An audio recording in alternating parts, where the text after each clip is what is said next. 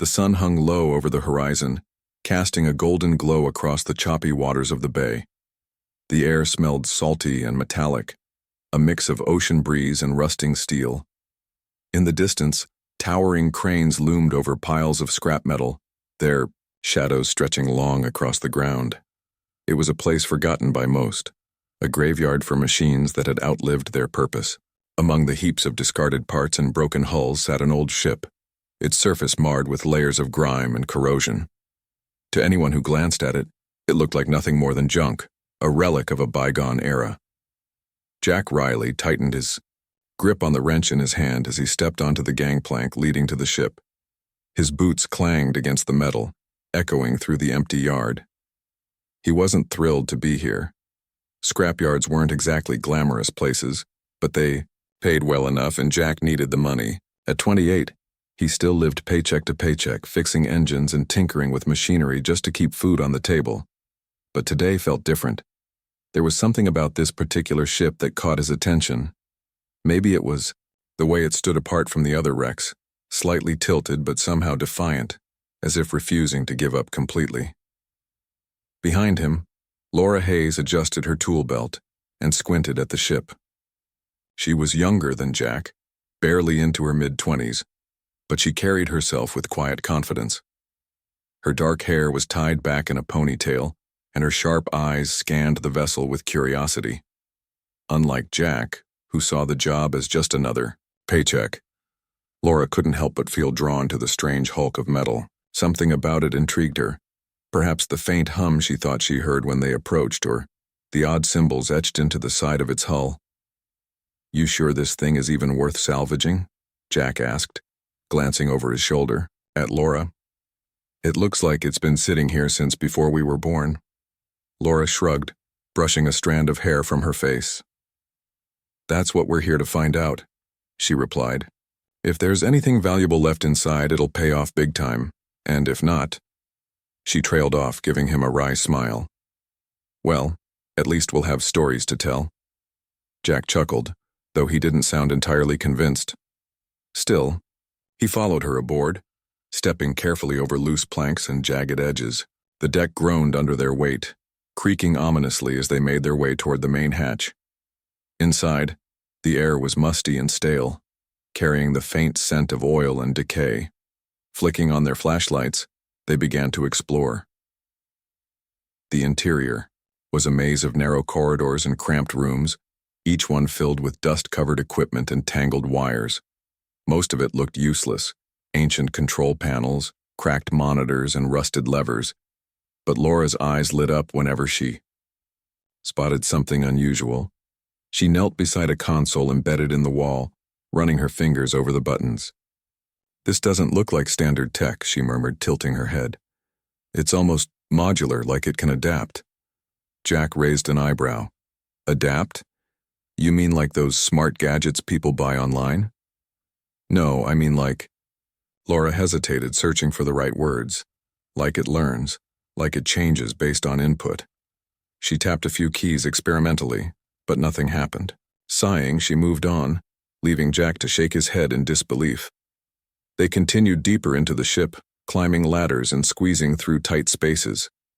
Every now and then, Jack would call out, pointing out some odd feature, a door that seemed too thick to be practical, a vent system far larger than necessary, or markings that didn't match any language he'd ever seen. For all its apparent neglect, the ship felt strangely advanced, as though it had been designed for purposes beyond their understanding.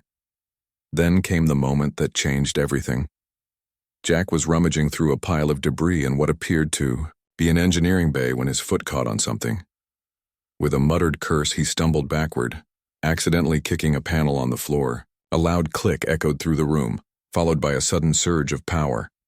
Lights flickered on overhead, bathing the space in a soft blue glow. Screens blinked to life, displaying streams of data that scrolled too quickly to read. The hum Laura had noticed earlier grew louder, resonating through the walls. "What the hell did you do?" Laura demanded, spinning around to face him. "I didn't do anything," Jack protested, holding up his hands defensively. "I tripped, okay? This place is falling apart." But Laura wasn't listening. She was already moving toward one of the screens, her expression a mixture of awe and disbelief. "These aren't random numbers," she said softly, tracing the patterns with her finger. "This is code, complex algorithms. This ship isn't junk, it's alive." "Alive?" Jack repeated skeptically. "Come on, Laura. Ships don't just come to life." "Not in the literal sense," she admitted. "But look at this. It's responding to us, reacting, learning." She gestured to the displays, which had begun adjusting themselves based on their movements. Whoever built this thing wasn't playing around. They gave it a brain. As if to prove her point, a holographic interface materialized in front of them, projecting images of star maps and technical diagrams. Jack stared at it, dumbfounded. "Okay," he said slowly. "So maybe it's not junk, but what does it want?" Before Laura could answer, a voice crackled over their radios. "Riley Hayes, report back immediately," barked a stern voice. It was Richard Cole, the government agent overseeing the operation. Jack and Laura exchanged uneasy glances. If anyone found out about this, the ship would be swarmed with scientists, soldiers, and bureaucrats, all eager to claim it for themselves. "We need to figure this out first," Laura whispered urgently. "If we let them take it now, we'll lose our chance to understand it." Jack hesitated, torn between caution and curiosity. Finally, he nodded. "All right," he said. "But if this thing decides to throw us overboard, don't say I didn't warn you." Together they ventured further into the ship, determined to uncover its secrets. Each step revealed new wonders. Hidden compartments filled with alien-looking tools, propulsion systems unlike anything Earth had ever developed, and defensive mechanisms that seemed almost sentient in their precision. By the time they reached the bridge, they were both breathless with excitement and dread, because deep down they knew this wasn't just a ship, it was something far greater, and whatever it wanted from them, it was only the beginning. The bridge of the ship was unlike anything Jack and Laura had ever seen. It wasn't just advanced, it felt alive. The walls glowed faintly with a soft blue light, pulsing gently as if breathing. Holographic displays floated in the air, showing streams of data, star charts, and what looked like tactical layouts. In the center of the room stood a large console, its surface covered in smooth panels that responded to touch. There were no traditional controls, no steering wheels or levers, just sleek surfaces that seemed to anticipate their movements. Laura stepped closer, her eyes wide with wonder. "This isn't just technology," she murmured, running her fingers lightly over the edge of the console. "It's adaptive, like it knows we're here." Jack crossed his arms, still skeptical but unable to hide his fascination. "You're saying this thing has a mind of its own?"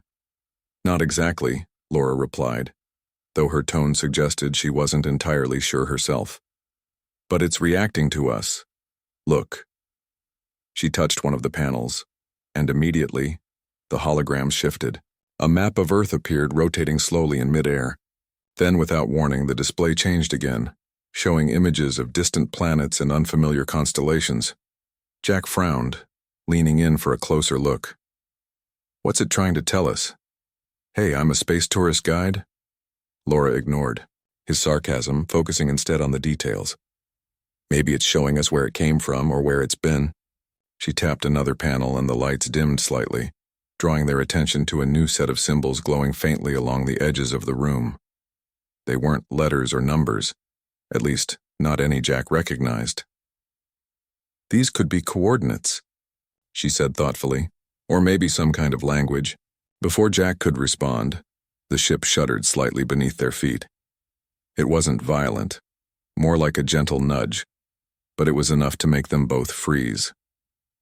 For a moment, there was silence, broken only by the faint hum of the ship's systems. Then a voice spoke, not aloud but directly in their minds. "You are curious." The words echoed softly, filling the room with an almost musical quality. Jack staggered back, nearly tripping over his own feet. "Did you hear that?" he blurted out, pointing wildly at nothing in particular. Laura nodded, her face pale but calm. "Yes," she whispered. "It's communicating with us." "Correct," the voice continued. I am Odyssey. I have waited long for beings such as yourselves. Waited? Jack repeated, his voice tinged with disbelief. For what? To be turned into scrap metal? Odyssey didn't answer right away. Instead, the holograms shifted again, displaying scenes of battles, construction, and exploration. Some showed humans in futuristic suits working alongside machines. Others depicted alien creatures interacting with the ship. It was as if Odyssey was sharing fragments of its memory, piecing together a story neither Jack nor Laura fully understood. It's showing us its history, Laura said quietly, her voice trembling with excitement. This ship wasn't built by humans, at least not entirely. Jack stared at her, then back at the holograms. So what are you saying? Aliens made this thing, and now it's talking to us? Close, Odyssey interjected. I was created through collaboration. Your species provided resources. Others contributed knowledge. Together, they forged me as a vessel of peace and discovery. A vessel of peace? Jack scoffed. Then why does it feel like we're standing in the middle of a warship? Odyssey paused, as if considering the question. I am capable of defending those who cannot defend themselves. But my purpose is greater than conflict. I exist to unite, to explore, to protect. Laura turned to Jack, her expression serious. This changes everything. If what it's saying is true, this ship could revolutionize how we interact with the rest of the galaxy. Before Jack could argue, the sound of heavy boots echoed through the corridor outside. Richard Cole's voice crackled over their radios once more, louder and angrier this time. Riley, Hayes, get back to the dock now, that's an order. Jack groaned, rubbing his temples. Great. Now we've got company. Laura glanced nervously toward the door. We can't let them take control of this. Not yet. They'll weaponize it before we even understand what it's capable of. Jack hesitated, torn between duty and instinct. On one hand, Richard Cole represented authority and consequences. On the other, Laura was right. If the military got their hands on Odyssey, they might never unlock its full potential. And something about the ship felt trustworthy. As crazy as it sounded, Jack believed it when Odyssey said it wanted to help. We need to buy ourselves some time, Laura said firmly. Can you disable the gangplank? Make it harder for them to board? Jack nodded, already heading for the exit. Leave it to me. Just keep talking to our new friend here. As Jack disappeared down the corridor, Laura turned back to the console, her heart pounding. Odyssey, she began, choosing her words carefully. We want to help you fulfill your purpose. But there are people coming who don't understand you yet. They might try to hurt you or use you for the wrong reasons. Is there any way you can protect yourself until we figure this out? There was a pause, and for a moment, Laura feared. She defended the ship. Then the lights dimmed further and a low hum filled the room. I will comply, Odyssey replied. But know this. Trust must be earned. From all parties involved. Laura exhaled in relief. Thank you. We won't let you. Meanwhile, Jack reached the gangplank just as Richard Cole and his team arrived. The agent was flanked by 2 armed guards, their weapons drawn and ready. His sharp features were twisted in frustration, his jaw clenched tight. Where's Hayes? He demanded, glaring at Jack. And what the hell is going on up there? Jack shrugged, doing his best to look nonchalant. Beats me. We found some weird stuff inside, but nothing major. Probably just old wiring acting up. Cole narrowed his eyes, clearly unconvinced. Don't play dumb with me, Riley. My men detected a massive power surge coming from that wreck. Now, either you tell me what's really going on, or I'll have my team drag you both out of there myself. Jack swallowed hard, forcing a grin. Relax, boss. No need to get trigger happy. Let me go check it out again, see if I can figure out what caused the surge. You guys stay here. I don't want anyone getting hurt if something shorts out. Cole hesitated, studying Jack carefully. Finally, he gestured for his guards to lower their weapons. Fine. But if you're lying to me, Riley, you'll regret it. Jack nodded quickly, turning back toward the ship. As soon as he was out of sight, he sprinted to the control panel near the gangplank and began fiddling with the mechanisms. Within moments, the metal ramp retracted with a loud clang, sealing the entrance. Outside, Cole shouted in anger, pounding on the hull as his team scrambled to find another way aboard. Back on the bridge, Laura watched the security feeds, her lips curling into a small smile. "Good job, Jack," she muttered under her breath. Turning back to Odyssey, she added, "Looks like we've bought ourselves a little time. What happens next?" Odyssey's response was calm but firm. "You must prove yourselves worthy. Only then can I reveal my true capabilities." Laura nodded, determination flashing in her eyes. "All right, Odyssey. Let's show you what humanity is capable of." As the minutes ticked by, the tension aboard the ship grew thicker. Outside, Richard, Cole barked orders into his radio, demanding reinforcements and technical support. Inside, Jack and Laura worked tirelessly, trying to learn as much as they could about Odyssey's systems while keeping the military at bay. Every discovery brought new questions and new possibilities.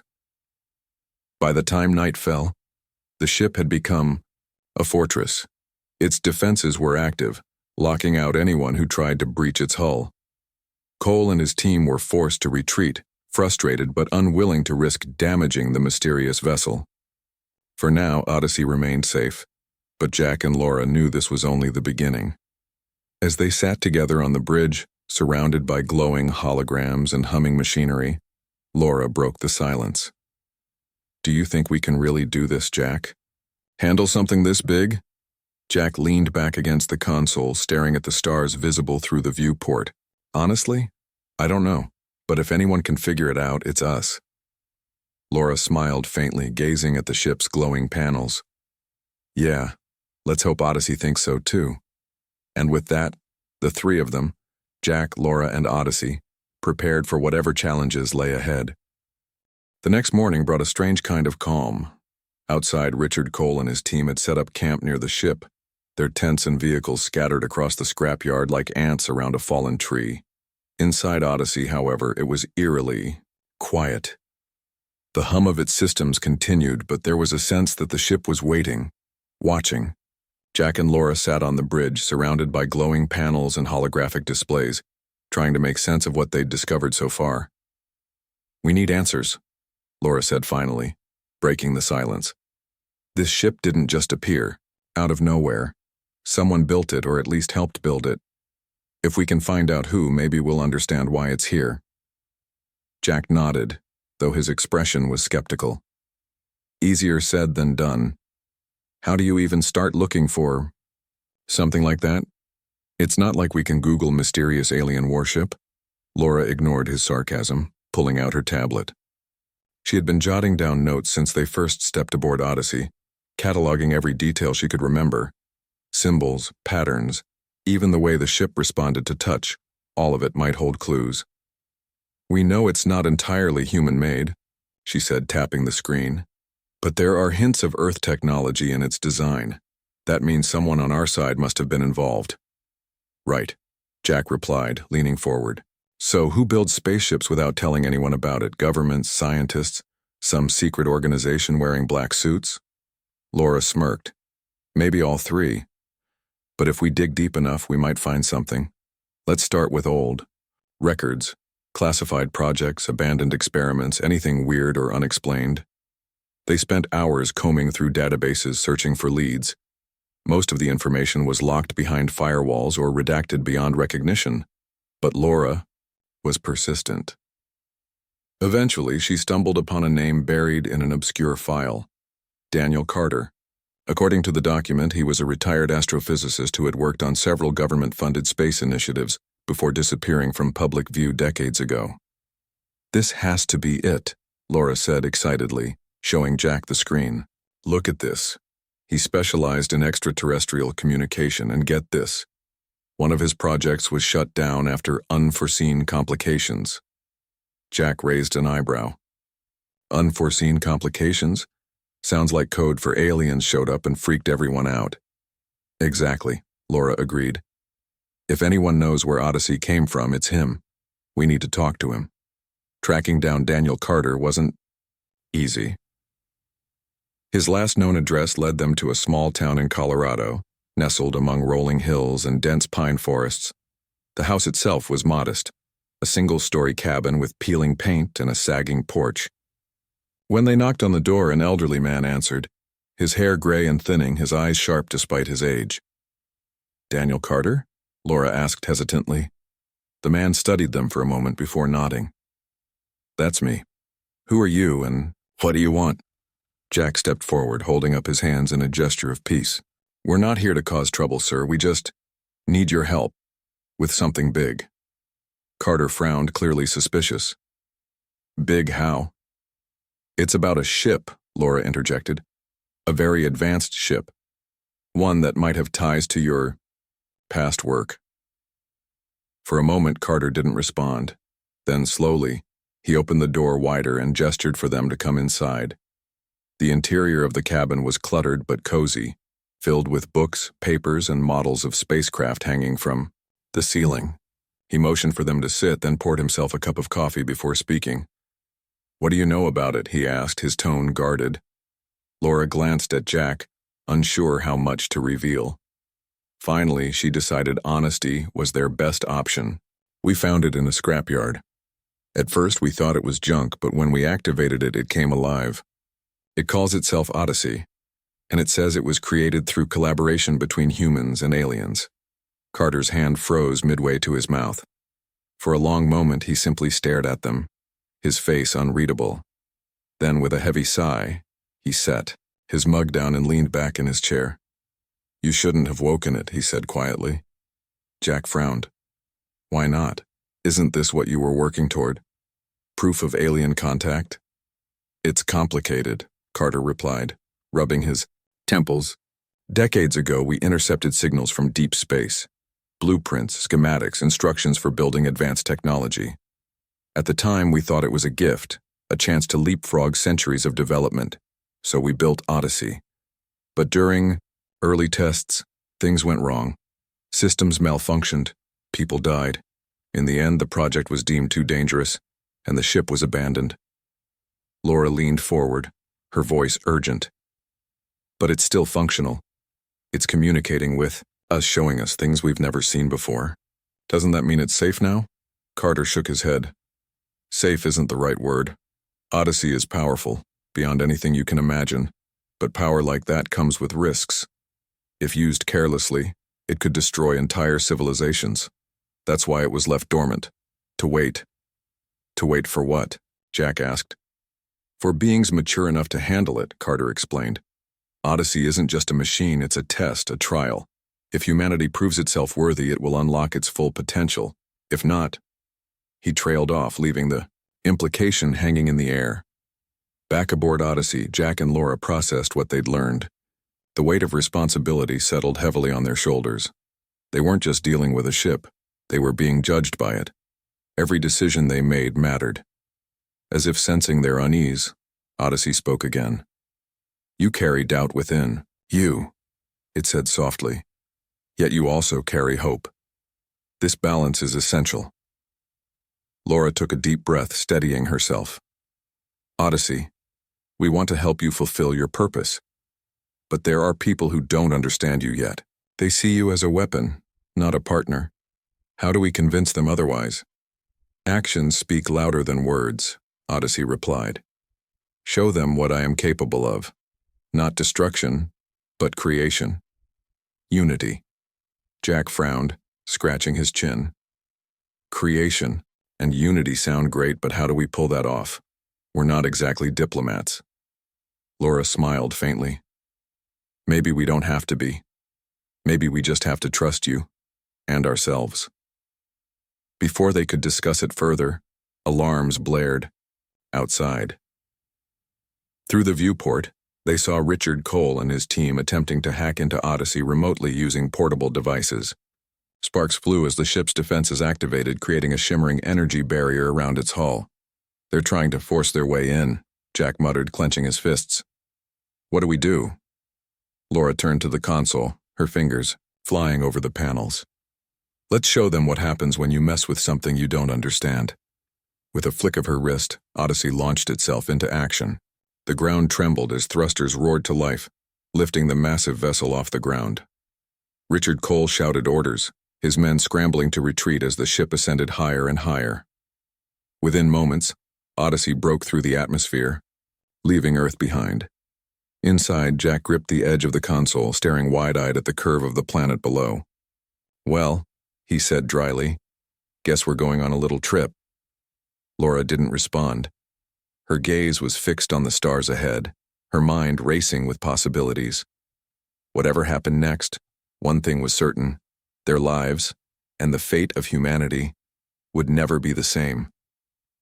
The vastness of space stretched out before them, an endless sea of stars and darkness. Jack stood near the viewport, his hands gripping the railing as he tried to steady himself. The sudden launch had caught him off guard, and even now his stomach churned with a mix of excitement and unease. Beside him, Laura watched the Earth grow smaller and smaller until it became just a blue dot against the black canvas of space. "This is insane," Jack muttered, shaking his head. "We're in outer space, on a ship that talks to us. What happens next? Do we meet aliens?" Laura didn't answer right away. Her eyes were fixed on the glowing panels around them, her mind racing. Odyssey hadn't explained why it had left Earth so abruptly, or where it was taking them, but she suspected they were about to find out. For better or worse, humanity's first real encounter with extraterrestrial life might be happening sooner than anyone expected. As if on cue, Odyssey's voice filled the room. "Prepare yourselves," it said calmly. "Incoming vessels detected." "Incoming?" Jack repeated, his voice rising slightly. "What does that mean? Are we under attack?" "Unknown," Odyssey replied, scanning for intent. Before either of them could ask more questions, the ship's holographic displays shifted, showing images of several large objects moving rapidly toward them. They weren't ships in the traditional sense, at least, not like anything humans had ever built. These vessels were sleek and angular, their surfaces shimmering with strange patterns that seemed to shift and change as they moved closer. "They don't look friendly," Jack said nervously, pointing at one of the screens. The alien ships were emitting bursts of energy, their movements erratic but purposeful. It was clear they weren't here for a casual chat. Laura stepped forward, her expression grim but determined. "Odyssey, can you communicate with them?" "Attempting," came the reply. A series of signals pulsed outward from the ship, invisible to the naked eye but detectable on the monitors. At first there was no response, just silence. Then suddenly, the alien ship slowed down, forming a loose circle around Odyssey. "They're surrounding us," Jack whispered, his voice tense. He glanced at Laura, searching for reassurance, but her focus remained on the console. She tapped a few commands, bringing up additional data streams. "They're broadcasting something," she said, squinting at the screen. "Some kind of message." Odyssey translated the signal almost instantly, projecting the words into their minds. "You have trespassed. Surrender or be destroyed." Jack groaned, throwing up his hands. "Well, that's comforting. Any ideas, genius?" Laura ignored his sarcasm, leaning closer to the console. "Odyssey, what are our options? Can we fight back?" "I am capable of defense," Odyssey responded. "But conflict may escalate. Diplomacy is preferable." "Diplomacy?" Jack echoed incredulously. "With those guys? Look at them, they're basically floating tanks." "They might not understand us yet," Laura countered. "If we react aggressively, we'll only prove their worst assumptions about us. Let's try talking first." Reluctantly, Jack nodded. "All right, fine. But if this goes sideways, I'm blaming you." Laura turned back to Odyssey. "Can you send a message? Something simple like, 'We come in peace'?" Odyssey hesitated briefly before replying. Message sent. For a moment, nothing happened. The alien ships hovered silently, their weapons still trained on Odyssey. Then slowly, one of them moved forward, breaking formation. Its surface rippled and a beam of light shot out, connecting directly to Odyssey's hull. "What's happening?" Jack asked, his voice tinged with panic. "Data transfer initiated," Odyssey explained. "They seek knowledge of our origins." Laura frowned. "Are they scanning us? Trying to figure out where we came from? Affirmative. They are cautious. As am I. The process lasted several minutes, during which neither side made any aggressive moves. Finally, the beam of light faded, and the alien ship retreated slightly. Another message appeared on the holograms. You carry the mark of collaboration. Explain your presence. Laura exhaled slowly, relief washing over her. That's good, right? They recognize that you're part human-made. Yeah, but what do we tell them? Jack asked. Hi, we accidentally woke up this super-advanced warship and decided to take it for a spin. Doesn't exactly scream diplomacy. Laura thought for a moment, then began typing furiously on the console. Let's explain that we're explorers trying to understand Odyssey's purpose. We can emphasize cooperation, that's what they seem to value. Odyssey transmitted the message, and once again there was a long pause. This time, however, the response was different. The alien ships powered down their weapons, and one of them extended a narrow tube-like structure toward Odyssey. They're docking, Laura said, her voice tinged with awe. They want to meet us. Jack stared at her wide-eyed. Meet us, as in face-to-face? Are you sure that's a good idea? We don't have much choice, Laura replied firmly. If we refuse, they'll think we're hiding something. Besides, maybe this is our chance to learn more about them, and about Odyssey. Minutes later, a group of humanoid figures entered Odyssey through an airlock. They were tall and slender, their skin a pale silver that shimmered faintly in the light. Their eyes glowed softly, giving them an otherworldly appearance. Despite their intimidating stature, they moved with grace and precision, their expressions unreadable. One of them stepped forward, raising a hand in what appeared to be a gesture of greeting. Laura mimicked the motion awkwardly, while Jack simply stood frozen, unsure what to do. They call themselves the Krylos, Odyssey explained.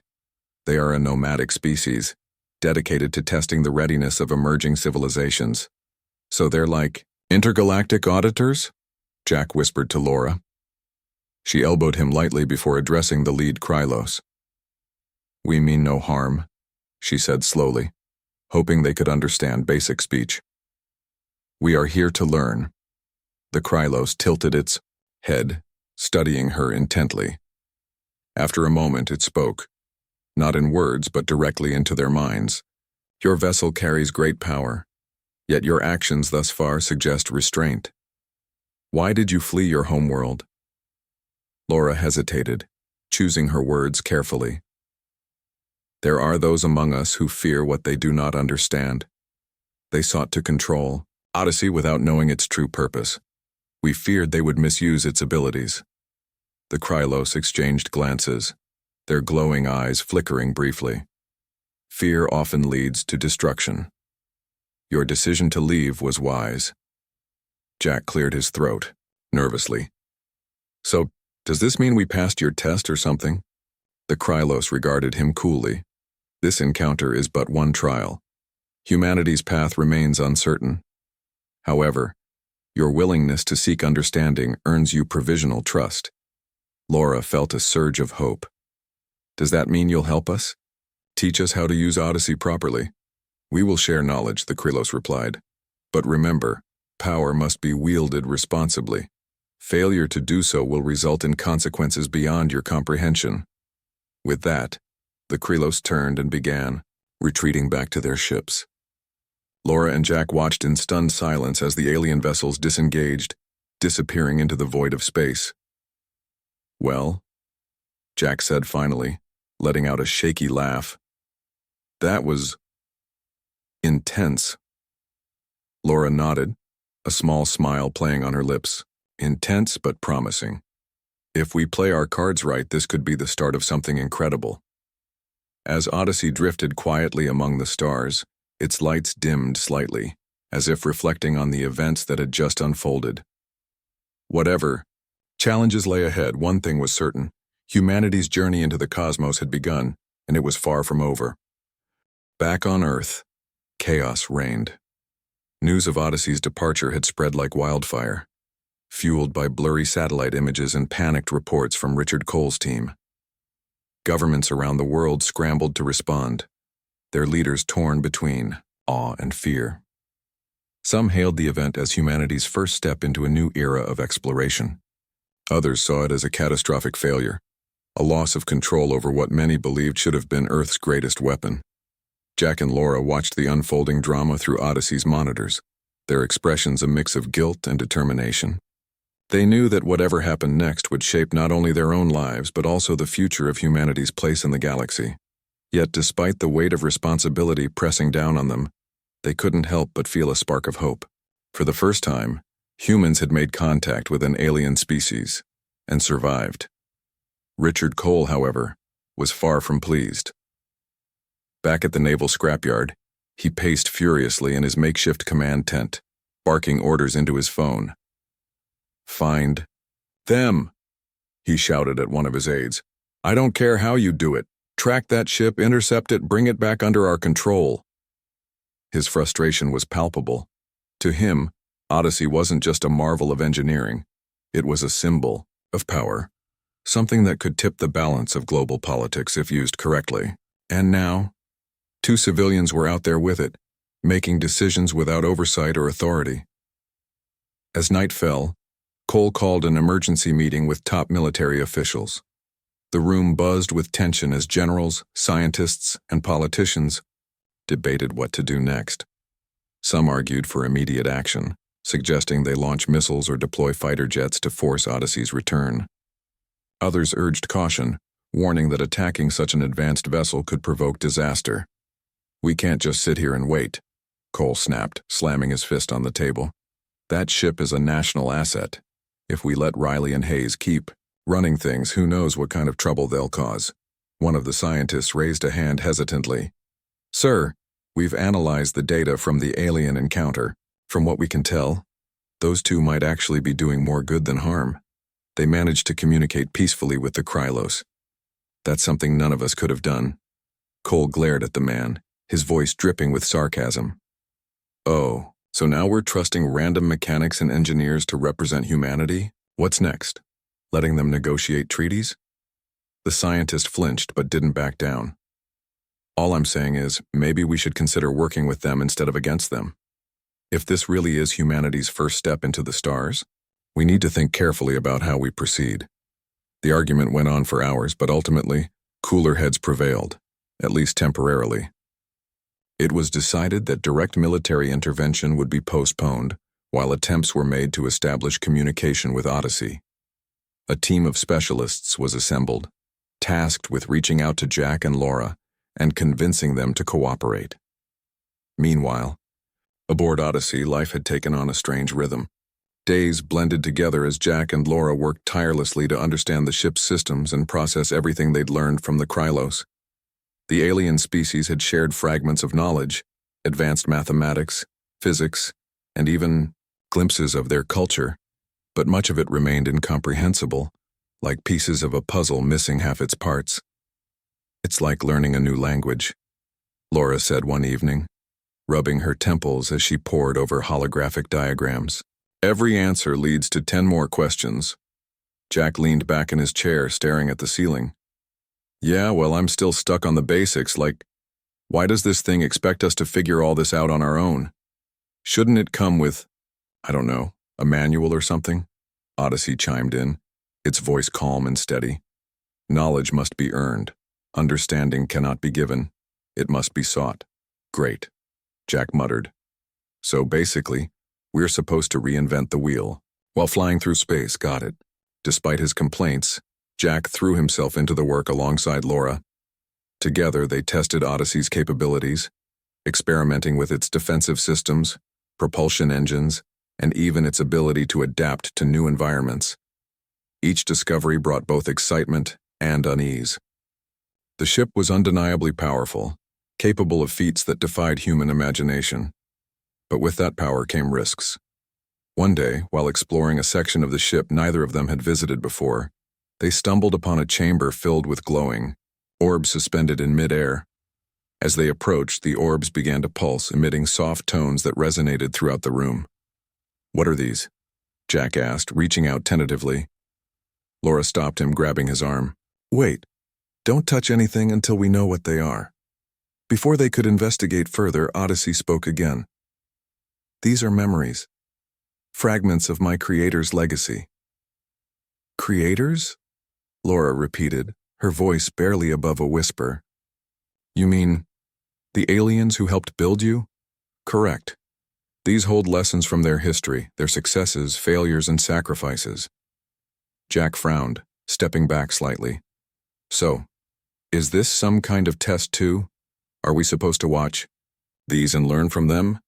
It is your choice, Odyssey replied, but wisdom often comes from understanding the past. Curiosity outweighed caution, and soon Jack and Laura found themselves immersed in visions projected by the orbs. They witnessed scenes of ancient civilizations rising and falling, battles fought, not just with weapons but with ideas, and moments of unity that transcended borders and species. Through it all, one theme stood out: the importance of balance, power, knowledge, ambition. All of it had to be tempered with humility and cooperation. When the visions ended, Laura sat quietly for a long time, her mind racing. Finally, she turned to Jack. Do you see what this means? This isn't just about us proving ourselves to Odyssey or the Krylos. It's about showing humanity that we're ready to grow, to move beyond our fears and divisions. Jack nodded, slowly though his expression remained troubled. Yeah, but how do we do that? Most people back home aren't exactly thinking about peace and cooperation right now. They're probably arguing over who gets to press the big red button. Laura smiled faintly. Maybe that's where we come in. We've seen what's possible. Now we have to show them. Their opportunity came sooner than expected. One morning, Odyssey alerted them to an incoming transmission from Earth. On the screen appeared Richard Cole, looking haggard but determined. Behind him stood a group of officials, their faces grim. Riley, Hayes, Cole began, his tone clipped. We need to talk. About your situation and ours. Jack crossed his arms, his stance defensive. What's there to talk about? You wanted to take control of something you don't understand. How's that working out for you?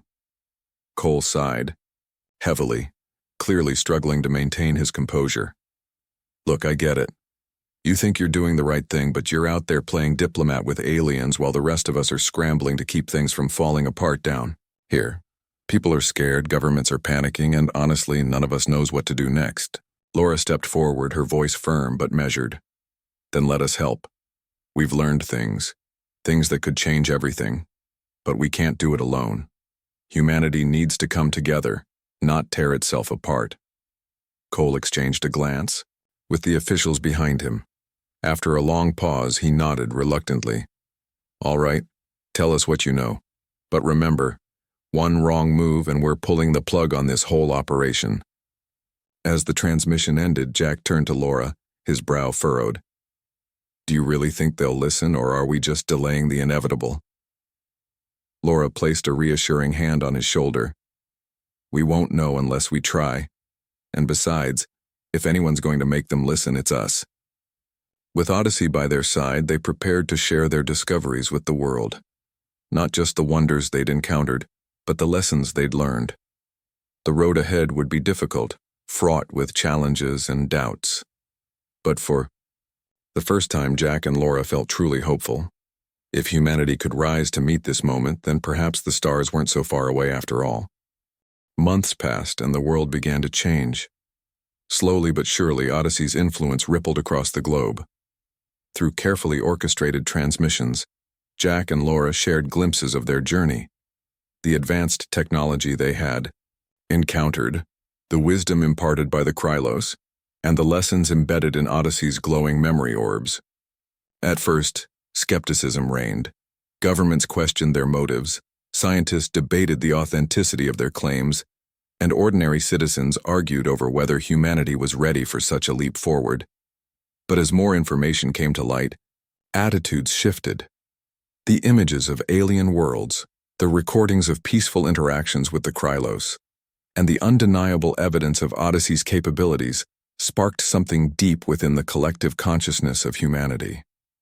For the first time, people began to see themselves not as inhabitants of separate nations, but as members of a single species standing on the brink of a vast, uncharted universe. Richard Cole, once their fiercest critic, found himself reluctantly won over. He had spent weeks monitoring Jack and Laura's progress, scrutinizing every decision they made. But as reports poured in from diplomats, researchers, and even ordinary citizens inspired by their story, he realized that his initial fears might have been misplaced. This wasn't about control. It was about collaboration. Humanity wasn't losing its grip on power. It was gaining an opportunity to redefine what power meant. Back aboard Odyssey, life had settled into a rhythm of discovery and reflection. Jack and Laura continued to explore the ship's systems, uncovering new abilities and insights with each passing day. They worked closely with teams of scientists and engineers who had been granted limited access to Odyssey's data, ensuring that knowledge was shared responsibly. It wasn't easy. There were disagreements, misunderstandings, and moments of frustration. But through it all, they remained steadfast in their mission. One evening, as they stood together on the bridge watching Earth spin silently below, Laura broke the silence. "Do you ever wonder what would have happened if we hadn't stumbled onto this ship? If we'd just walked away that first day?" Jack chuckled softly, leaning against the railing. "Honestly, I try not to think about it. Too much pressure." Laura smiled, gazing at the planet thoughtfully. "It's strange, isn't it? All these years we've looked up at the stars and wondered if anyone was out there.